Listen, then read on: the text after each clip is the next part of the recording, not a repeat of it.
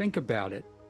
Every hiring decision is a choice that can make or break a team, a culture, and even an entire company. So how do we make the right choice? Hi, I'm Dr. Mickey, and welcome to Inside the Mind of Hiring. Here we'll uncover the psychology and strategy behind effective hiring. Because the right fit isn't just about skill or experience. It's about understanding people, their motivations, their strengths, and the shadows of their shortcomings. Together, we'll tackle the tough questions. How do we look beyond bias? How do we find the qualities that make people not just qualified hires, but the right hires? This is about identifying leaders who drive success, lift morale, and actualize a company's vision. Inside the Mind of Hiring starts now.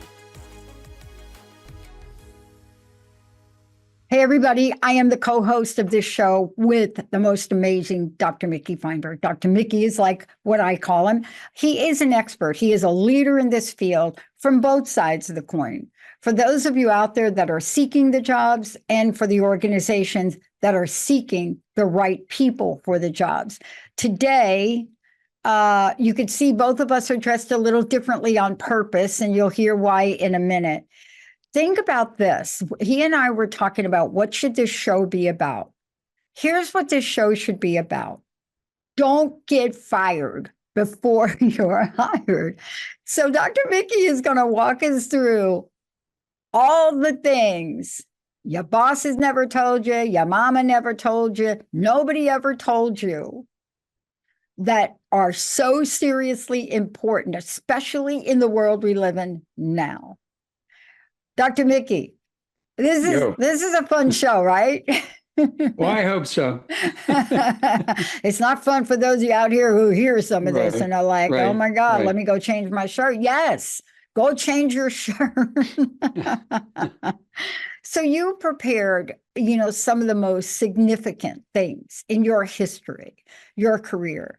You have heard hiring managers, CEOs tell you, like, Dr. Mickey, why in the world did you send me that guy, right? Or that woman, or that person. Yeah, you've heard it all. So today you're going to share the good, the bad, and the ugly, aren't you? Of course. All right. So what's number one on your hit parade of don't get fired before you're hired? Well, let's say you're talking to somebody like me, a business psychologist, in a Zoom interview context. But I'm going to broaden it from there, and give you other situations as well. But you could in fact have to encounter somebody like me who's like a little bit hyper analytical about what I'm facing, in terms of a candidate. So let's say you're interviewing for a professional or management job with a business psychologist, but it certainly could be any hiring manager that's an astute interviewer. So let's first talk about how you should look. Well, is the job for a SaaS firm in Los Angeles, or is it for an investment banking firm in New York City? So there's going to be differences in those environments. So let's say it's a shorts and tees type of environment that might exist with a technical, SaaS company in LA, where a lot of the employees dress like that. Should you dress like that for an interview? No, you shouldn't. You should dress at least business casual for an interview that where the environment is pretty. Some people call it grunge. But well, I'm from Seattle. We definitely, Stephen will tell you that. We definitely call it grunge. Right. Not to be mistaken, though, there's a certain place for that. But you've got to match up where you're going for the job. Yeah, you got to think a level above when you're, because you're not in the company yet. You're an outsider, you're looking to join, and you're putting your best foot forward. Now, certainly if you're a savant or a genius and they know that coming in, then maybe you can get away with that. But normally, it's not a good idea. Dress business casual. If the environment is business casual for the interview, for interview purposes, whether it's in person or on something like Zoom, you wear maybe a dress shirt and a tie. A woman wears a nice blouse, maybe an accessory. Um, uh, Guy can certainly do well with a sport jacket and Yeah. dress shirt. Mhm. A woman could do okay with a blazer, but I found that level, which is a cut above the business casual level, would work for you better in an interview if you just showed up business casual. Yeah. Think And of I'm wearing business casual. I just want to yes, so what I'm wearing is business casual. You can't see the jacket. It's a little black, but it's kind of silky. It moves when I move. Very Pacific Northwest colors, right? I wore right, today, to get ready for this. Of course, I would never put this out if I were going on that interview. But you dress in a way that fits. How do I know that? My first time I moved here, brought my consulting company, Pacific Northwest. That was an epic fail. That's what they call epic fail because I come from New York and I'm right, dressed like it's New York. right. It's not. And your first clue is when the general manager or CEO or AVP shows up in shorts. Right. Right. That should be a clue. Well, Now, but you don't dress like them, Dr. Mickey. It's just an idea. You don't. No, you don't. Dress like them because they're not. You can say things about your brother, but but if you're a candidate for a job, you shouldn't come like in that kind of attire. You don't dress the way they dress. You Could dress be, a little bit, and frankly, they're going to respect that more. yeah. Don't wear sweats. Okay. Unless you're going for a fitness job, right? Well, sweats or a t-shirt or a baseball hat is going to say, don't expect too much from me because if you do, you're going to be disappointed in most circumstances. So it could be it certainly could be, it definitely would be a disqualifier in a lot of different situations. And don't be afraid of dressing up. I mean, I walked into a company looking for a consulting job or a relationship. And it was a company that was a distributor for a Japanese company of guitars and drums. And, they would modify guitars and drums and send them to retailers or sell them to retailers around the country. And it was a very casual environment. And the president that I interviewed with was quite casual. I think he was wearing shorts and a t-shirt when I got there. I wore a suit. And it was one of the better business relationships I ever established. I think he respected that. Yeah. Because, we could talk to each other. But I think it was important to come in to the interview in a respectful way that I knew I was an outsider and I was trying to impress him. I wanted to impress him. And, I was able to do that. So, I always, it never hurts to dress a little above. Certainly it's a formal business environment. You can't wear a tuxedo or a ball gown, but you dress at that level though. You definitely dress at that level. And let us give you a couple of things because we're going to move on to the resume. But I think the number one important thing, you and I were joking about this a little bit, but it's not really a joke. I mean, if you live here where I live, chances are you're going to be in wet weather a large part of the time. Not today, we had snow yesterday, but you are. If you live where you live in the summer, the perspiration from humidity is dripping down your face. There is no question about it. Even if you have to go from the car to get into the deal, check the mirror. Yeah, absolutely. Your glasses could be dirty.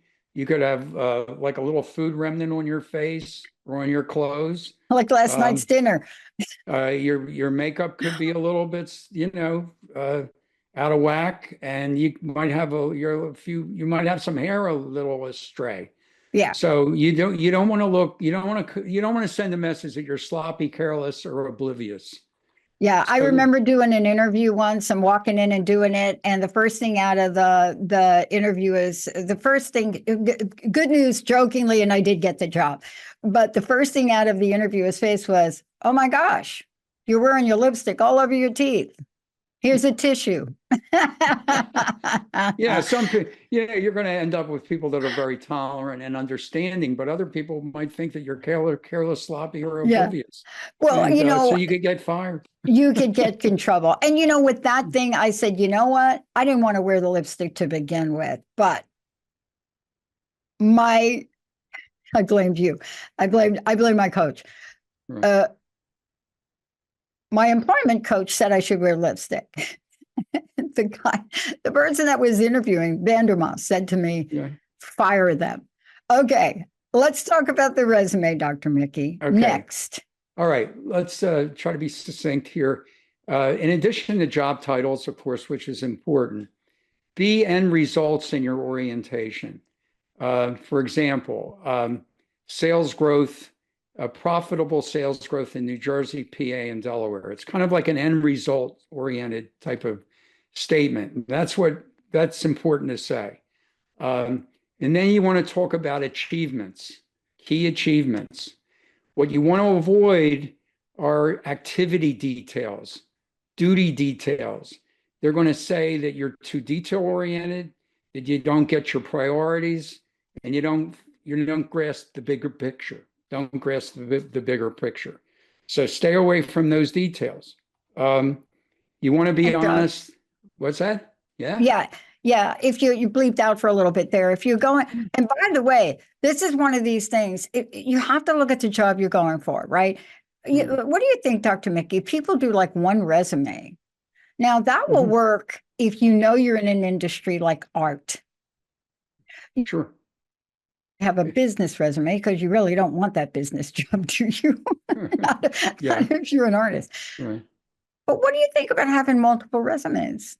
Well, I think it's a good idea. Let's say some people do have multiple resumes that they tailor to certain industries. If their job is more generic, let's say like HR or IT. So, but if it's a media company, for example, you might want to include a picture, advertising, marketing type of job. You want to include some type of shot of your face shot of yourself. If it's not, they might say, well, what is this person really trying to sell? So you have to be careful about that. But I think for the most part, certain industries might have certain lingo, certain aspects of their cultures that you want to capture and attach your language to that. So I think in that sense, sometimes multiple industries, resumes could be important. Yeah. But fundamentally, I think if you're kind of end results oriented and you're achievement oriented, you're going to be attracted to multiple different kinds of industries. Yeah. And I think it's really important to emphasize that in your resume. Yeah. So for those of you out there, scented resumes only worked in Legally Blonde, right there. That's when they worked. Or if you're in an industry, but here's what not to do. If you're in an industry with Sephora, you're in an industry with Chanel, please don't use somebody else's fragrance on your resume. That's just a tip from me. Yeah, it's like the other dressing with the other uniform. Oh my gosh. It's like the other company's colors. The other company. I had that happen to one of my people I was coaching. And I said, didn't you, purple and gold, that's the colors. The other team is red. So but these are things you've got to do your homework. All right, let's get down to this. I'm walking in. I'm all of that's good. I'm going in and I'm walking into the room and I walk in and I meet you.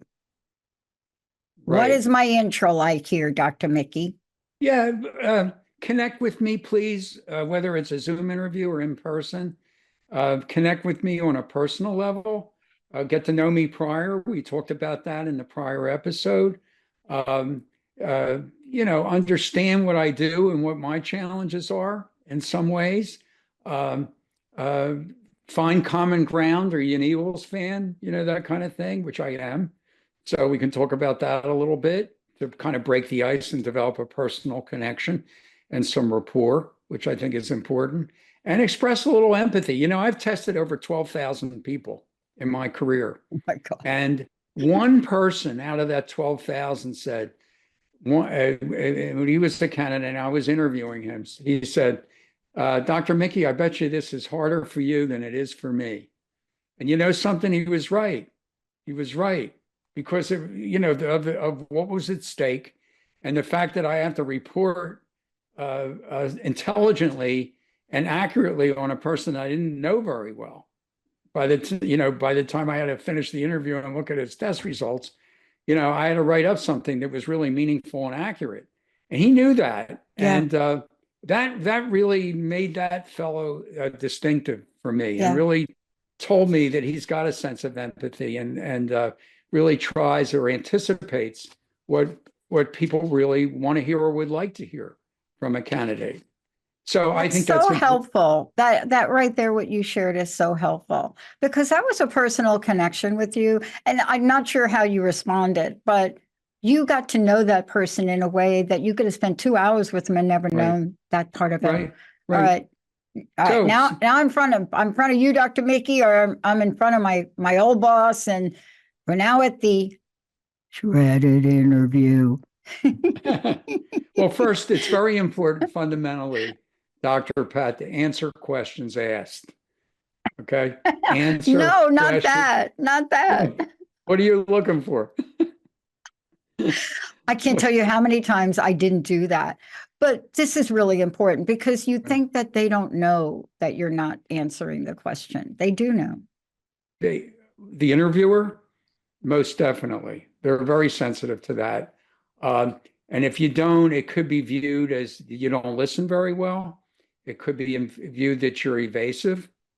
You're not a politician. Politicians can get away with that. If you're interviewing for a job, it's not a good idea. Now, just like your resume, I think it's important to find ways to describe measurable achievements in the context of an interview as well, or things that are maybe not mentioned on your resume that the interviewer maybe wants to hear or should want to hear, or wants to, they're going to be attracted by that. So basically, skilled interviewers are going to ask you situational questions. What did you do? What would you do in a certain situation in terms of, let's say you have an employee with a performance problem, or they might ask you behavioral questions, what they call behavioral questions. What did you do? Because they think you have the experience in a circumstance of this nature. What did you do? What was the outcome? Try to incorporate achievements in answers like that, as well as making them sound like good answers to questions of that nature. And don't fall into the trap. What's a trap? Here's the trap. They're going to give you a hypothetical, probably about an industry that you're not even interviewing for. They may give you the crazy ambulance question. I love that one. I'd love to give that one. But they may ask you that and they may go through, if you're in this situation and this is what's going on, blah, blah, blah, what would you do first? Because they're trying to find something out, Dr. Mickey. Let's talk about that. Because a lot of times when I'm coaching people in this arena, I did that scenario with a client about 2 years ago. And I went through a scenario. It only took me about 90 seconds. And he said, this was the answer. When I interview for the ambulance job, I'll let you know. I was like, okay. Dr. Mickey's going to tell you how to do this. Well, yeah, some interviewers, they might say, what are you going to do first, and give you multiple choice. I never heard of that style myself, but I could see that happening. You could tell how mean I can be in an interview. No, but I worked in HR. You got to remember where I came from. I worked in HR for the top research company in the world, Bell Labs. And clearly, Dr. Mickey, what you said, the top of the food chain people, they don't get interviewed. They get an offer. So we're not really talking about that, are we? Right. No. The vast majority of times you have to sell yourself. Your reputation doesn't precede you. Like I said, if you're a genius, a savant, or a fabulous leader, and they know that about your reputation. More often than not, they're going to say, even if you're a leader, you're going to fit in here, is what they want to know. And so they're going to be exploring that. But there are those rare cases where people are going to get an offer before they really have to say that much. Yeah. But Yeah. in most, the vast majority of cases, you're going to have to fight for that offer or Mhm. sell them on making you an offer. I also think it's important as much as possible uh, to avoid ums and you knows. In other words, don't do what I say or do. Do what I say, but don't do what I do, because I have a tendency to do that. Um, Convey humor at key times. It's okay to convey some humor, Yeah, but it is. don't be sarcastic or cynical. Not a good idea, because that's the way they think you're going to be in their environment, is sarcastic and cynical, and it's not a great people relationship type of attitude to convey those attitudes. So and again, relate. You're going to know, you should know something about that company. So you should relate your answers as much as possible to the organization's culture and mission. Mhm. Um, if you think and you pretty much know it's a servant leadership environment, um, describe yourself as much as genuine that Mhm. way, as a kind of somebody that's helpful and an Mhm. enabler of people. If it's a matrix kind of environment, talk about yourself as being good at working with your peers and working through conflicts with your peers, influencing your peers, collaborating with your peers. That you don't have the need to drive things up to the boss and then have them come down again, so that you can solve things at a peer level. Yeah. Emphasize that. Well, I Look, want to just give an example. If you're looking at my background, we did this for today. Dr. Mickey and I did this for today on purpose, the way we look. If you look at my background, if you go to look at the TTR logo, you have to assume that I'm playing the role of interviewing for my own company. If you do that, you'll see our logo is gold and it's teal. In the background, you see the gold rims around some of my picture. I'm wearing a very light version of a color in our logo.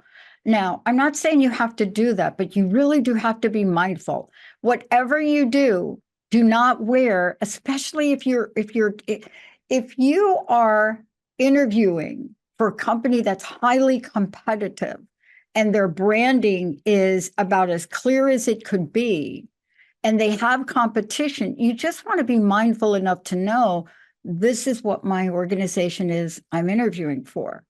Don't walk in. If you really are interviewing at the University of Washington for a job, please don't walk in with cougar colors. Now, I have nothing against y'all cougars, so don't go there. But it's just a level of mindfulness you have to have. See, yeah, Dr. oh Mickey yeah, got those cougar colors on right now. right. No, yeah, that's right. I mean, you're saying it now. You said it in the last episode. Some people are gonna, it's gonna go over their head. Other people are gonna be concerned about that. Mhm. So you don't want to create a situation where you can have some negative variability in terms of what the interviewer perceives land on you. You don't want that. Um, I think it's important to come to the point when you're in an interview. It's a very basic issue. Come to the point. Um, Avoid tangential remarks. Um, it's just going to, if you talk too much, and I've seen CEOs do this, CEO candidates talk too much and get into weird tangents. It's bad. It's not going to serve them well. It's not going to serve you well. If you don't come to the point, and if you're too wordy, what are they going to think? You're an unclear communicator. They're going to think that. They're going to think that you're selfish in conversation. They're going to think you're over anxious about making a positive impression. So you want to avoid wordiness, not coming to the point, and sticking with the answer. And avoid criticizing your bosses. Avoid criticizing the CEO of companies that you work for. Avoid criticizing the owner or founder, particularly, because you're going to come across as being intolerant and overly critical to the interviewer in most cases. Something like to emphasize here, if you're in a Zoom interview, um, dogs are wonderful animals and they're great pets, but I think it's important to curb or eliminate dog barking. Um, It can You mean be, online for the Zoom, for an online yeah, interview? for an online Oh, interview. yeah, It's not going to yeah. be an issue generally in person. Hmm. But some people will think it's cute, and that you'll be endearing to them because you have a dog. Other people will be they'll lose their peace of mind. They'll be distracted by it, and I think it's important to be sensitive to that, particularly in a Zoom interview Yeah, context. yeah. You don't want to communicate to people that if you can't control or if you can't influence your own dog to be quiet or just not even make it an issue, then maybe you can't influence others, and you could come across as inconsiderate of the interviewer or the business psychologist if your dog is barking. Okay. Now, if you want to insert something along those lines, Well, that you might know, be things look, because I do like dogs. I just don't, when no, it's you have to be fully present. I want to make the point about this fully present. I can tell in a hot minute when somebody is doing a Zoom interview with me and they are multitasking, especially for you all. If you do not have non-reflective, non-glare glasses, we can see everything in them. So I just want to be very clear. The other thing that I want to emphasize is I've always been impressed with people that I interview, especially for the producer job, who are standing. I don't know what that's about for me, but they're standing. And you could tell they know and they're ready to talk, right? Now, if I ask them to show me something on the interview, they'll step up to their computer, but they're standing. If you're interviewing for a producer job, they're standing. Their microphone works really well. Their camera is set up really well. And these are things that you didn't ask them to do, but you notice that, right? right, right. Practice, practice, practice, practice. The other thing I want to say for all of you out there, one of the greatest things that I was ever told was, Pat, if you are looking for a job and you're unemployed, go find the building downtown in Seattle, the company you want to work for, dress like you want to work for it, and go sit there and work for 2 to 3 hours in their coffee lobby. Then get on the bus and leave and come back home. And why was that? I really wanted this job in this consulting firm. I really wanted it. So what was the strategy? Every day at 10 o'clock, I knew the owner of the company came downstairs for coffee. Ah, I knew him. I looked him up, knew him, knew his whole staff. right. So what did I do? I was present. I was smiling. So when I went to the interview, which was about a month later, they recognized me. Not in a negative way. Right. Right. They didn't think you were an intruder. They didn't think I was an intruder. Right. And they mentioned it to me. And I said, well, I really wanted to work for your firm. And so I believe in putting myself in a place where you were so that I could experience the energy of working for you. I mean, that little answer right there got me the job. Now, that's not going to work for everybody. Remember, y'all, I'm in Seattle. That answer does work in Seattle. Right. Let's talk about career objectives. We're going to go a little bit longer in this show so we can finish this up. Okay. Well, I think if you're asking me about the question about career objectives, think one level up. What you don't want to come across as you're not ambitious and you don't care, but you don't want to come across as presumptuous or entitled either. But I think it's safe and a good practice to say, hey, look, I would like to be considered a succession candidate for my boss or maybe another area of the company in the next level up in 2 to 3 years, a viable succession candidate. It's not a great idea. I want my boss's job, or I want your job if you're going to be the hiring manager. Nobody wants my job. Just saying.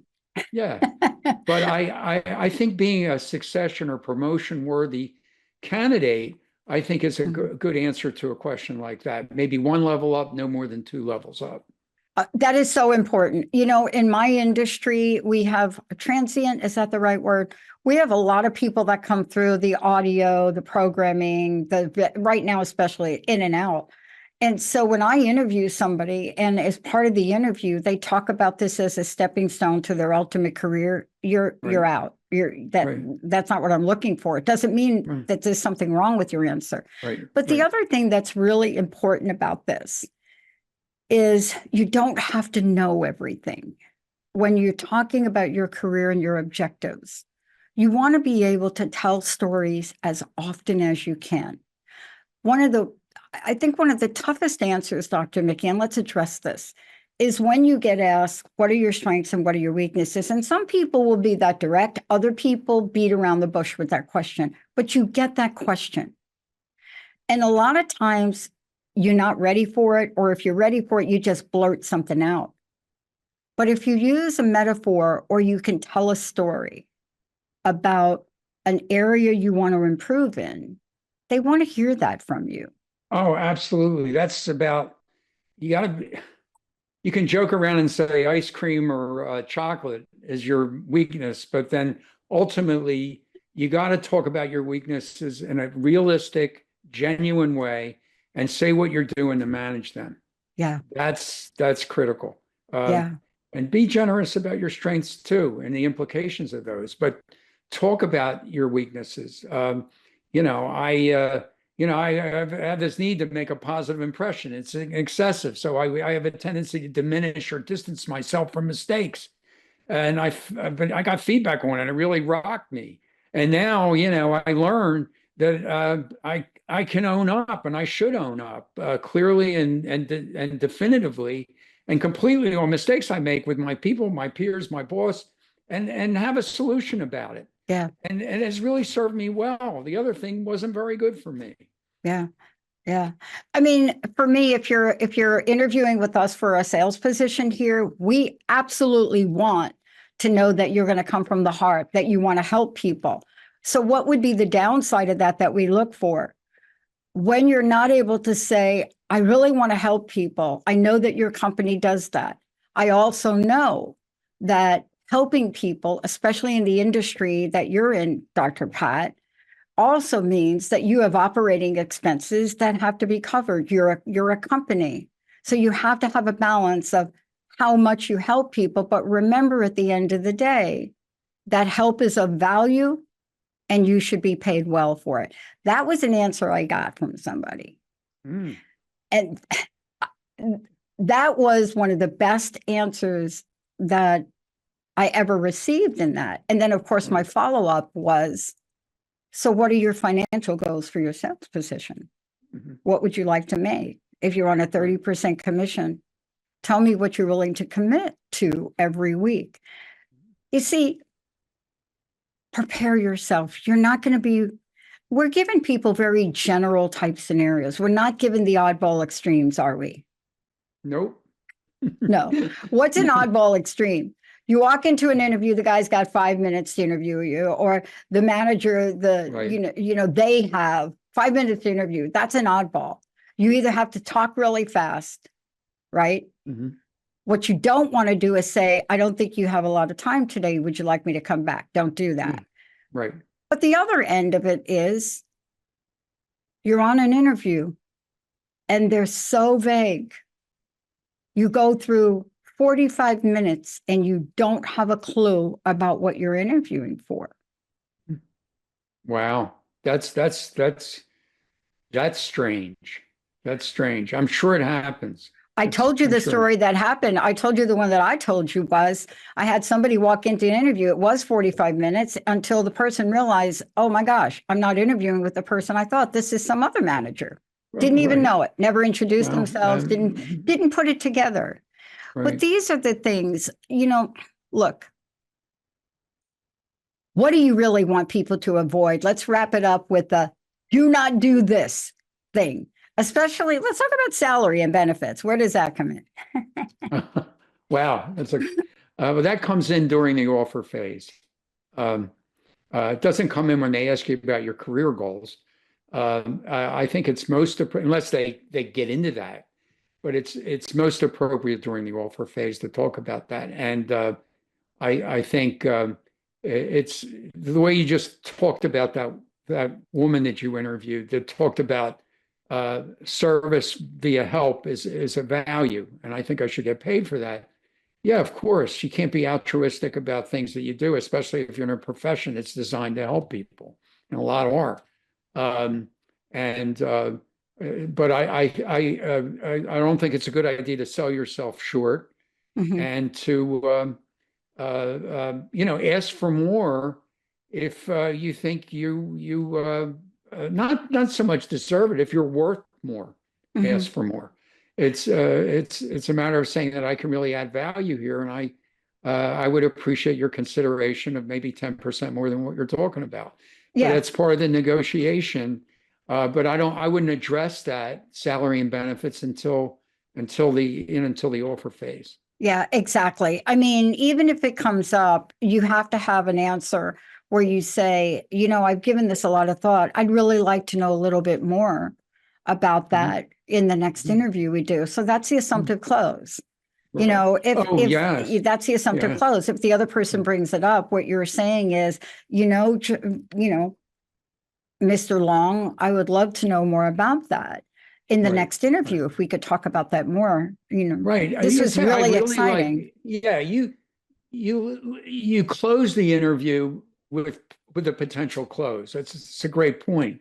You say something, I hope we can talk further. I hope we can get to Yeah, the offer. I'm really looking forward to talking about the possibility of working here. yeah, yeah. And I think if you're any example of the people that I might meet here and would be Mhm, my coworkers, mhm. I really would be excited about the prospects of working here. So I'm in right now. So Yeah, let's go to the next phase. yeah. And we want to leave you with this because we're in a different world now. What you do on the internet, on your socials, what you post, what you say is forever embedded. You never know who's looking. I mean, seriously, Dr. Mickey, this is a whole different world. I Mhm. often thought about what if I were a 20-something person now out there interviewing? I'd probably be in so much trouble. But you have to be mindful of how you are in the outside world because some of these companies, especially the bigger ones, they have got people that do nothing but scan. So if you're interviewing at a Google, let's just say, and they ask you what kind of service work you do, and you make up a story about the Peace Corps and they cannot find any record of you, you have to be aligned. Oh, gee, hey, you, you don't want to be caught with your pants down. Never. And you don't want to ever, ever, ever in any way, shape, or form lie because zero times 10 million is still zero and it's automatic disqualification. Out of the gate. The Right. other thing, too, is there are some things we didn't talk about, what we do want you to think about. You may get asked, what are your hobbies? What do you do? Mhm. And I'm not saying for you not to be true and realistic, because again, they'll go to your socials and they'll see that this is what you're really engaged in. But these are questions they want to know about you. Now, a lot of times when I'm asked the hobby question, I already know what I say. And then I stop and I say, well, what do you like to do? Mhm. Why do you do that? Well, you We- want to you want to express some, interest Yeah. and empathy in the people in the person that's asking you the question. It's like Yes. it's again, it's finding common ground. It doesn't have to be stuck in the intro phase, especially Yeah. if it's something a little bit more on the personal side, not the business side that they want to Yeah. know about you. So you can touche. Yes, you certainly can and should. Leave the room on a high note. If you're a handshaker and you see that was done on the intro, leave the room shaking hands. Of Know course. that when you leave that room, first impression and last impressions, they will remember what you say in the last 60 seconds of your interview, right, Dr. Mickey? They will. They will. Mm. They actually remember the last thing you say and the first thing you say more than what you said in the middle. Yeah, that's right. As a It's, matter of it's fact, if you really blow it in the first part of it, they can't think of anything but that. But right. you're not going to blow it because we've given you a lot of tips. Dr. Mickey, how do people find out more about you? Thank you for this today. Well, they can certainly look me up at uh, deltaconsultants.com or look up Dr. Mickey Fineberg, Fineberg, on LinkedIn. It's a business, you know what it is. Yeah, And I'm there, and I've got a lot of things to say about a lot of things, and particularly about the challenge of hiring the right people. exactly. That's basically my business. And for those of you out there that don't want to get fired before you're hired, you need to call Dr. Mickey. This is the world where you must be prepared. Everyone knows what the competition is like. What Dr. Mickey can help you with is navigate some stormy waters to help you build confidence so that you get the job you love. Please take him up on this. Please pass this on. So many of you are seeking that job you love, and we don't want you to step in the potholes we've stepped in, right, Dr. Mickey? Right. Seen everything. Yeah, we have. Hey, thank you all. Thank you, Stefan. Thank you all for tuning us in, turning us on. Thank you. We'll have more to come on this. Every show will provide you with a tip, an option, and probably a pretty funny story. We'll see you next time. You have been listening to Inside the Mind of Hiring with me, Dr. Mickey Fineberg. Tune in the first and third Tuesday at 11 on Transformation Talk Radio to discover the psychology of making successful hiring decisions. In each episode, hiring managers and HR pros will learn how to leverage assessments and other key screening sources and avoid common pitfalls. Job seekers will gain insight into successfully presenting themselves. For more information on assessing people for mission-critical jobs and on career assessment and coaching, visit deltaconsultants.com and my LinkedIn profile. If you'd like to write me personally, it's Mickey, Mickey, at deltaconsultants.com.